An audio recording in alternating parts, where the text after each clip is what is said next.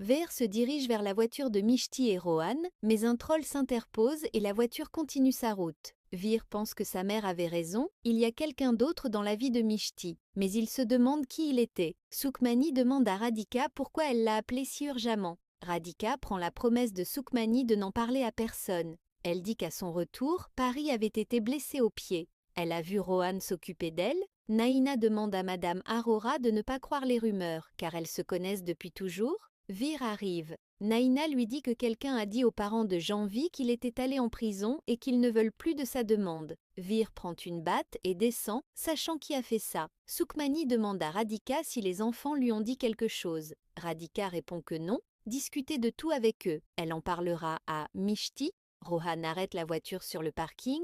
Mishti dit qu'elle sent que quelque chose de grave est sur le point d'arriver. Il voit Vir descendre avec une batte et casser la voiture de ses voisins. Rohan interdit formellement à Mishti de sortir de la voiture jusqu'à ce qu'il le dise. Il vient arrêter Vir, puis l'emmène à l'intérieur. Le voisin descend, interroge le gardien et l'envoie chercher les images de vidéosurveillance. Mishti craignait que Vir ne soit ainsi envoyé en prison. Elle essaie le numéro de Rohan, et Vir rentrent à la maison, suivis de Naina. Vir dit à Rohan de partir. En bas, Mishti sort de la voiture et explique à la voisine qu'il n'est pas nécessaire de mettre une caméra de surveillance. Elle faisait marche arrière et la voiture a été percutée. Elle était prête à payer les réparations. La dame prend les clés de Mishti pendant qu'elle va retirer 25 000 roupies au distributeur. Rohan dit à Vir qu'il n'obtiendra rien en le fuyant, qu'il doit lui expliquer pourquoi il est en colère. Vir crie à Rohan et à sa mère de le laisser tranquille. Vir insiste sur le fait qu'il ne veut rien dire ni écouter et s'enferme dans sa chambre.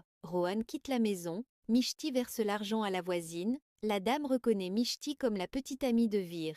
Vir lui a dit que le problème venait de Mishti. Elle était une croqueuse de diamants. Mishti répond sèchement que cela ne la regarde pas. Rohan descend, la dame le reconnaît comme celui qui s'est saoulé avec Vir. Mishti ne laisse pas Rohan lui répondre, elle n'en vaut pas la peine. Ils partent ensemble. Dans la voiture, Mishti dit à Rohan qu'elle n'a jamais vu Vir aussi en colère. Et si elle était la cause de sa fureur? Elle est coupable de lui avoir brisé le cœur. Rohan dit à Mishti de ne pas se blâmer. Et il y a déjà une demande en mariage pour Vir. Il ira mieux bientôt. Mishti reçoit un appel et doit partir pour organiser une réception. Rohan propose de la laisser, mais Mishti répond qu'ils vivent à Mumbai, une ville qui ne dort jamais. Pari descend louer une voiture. Rohan regarde dans le rétroviseur. Mishti a été kidnappée, les voyous lui ont attaché les mains et lui ont scotché la bouche. Rohan poursuit la voiture, un troll passant sur la route lui bloque la vue, la voiture a été perdue. Rohan pleure. Comment a-t-il pu? Mishti se débat contre les voyous et les cordes, les mains de Rohan tremblent alors qu'il essaie son numéro de téléphone portable. Les voyous emmènent Mishti à l'intérieur, jettent ta carte SIM et l'emmènent dans un vieil entrepôt. Rohan avance, cherchant Mishti des yeux.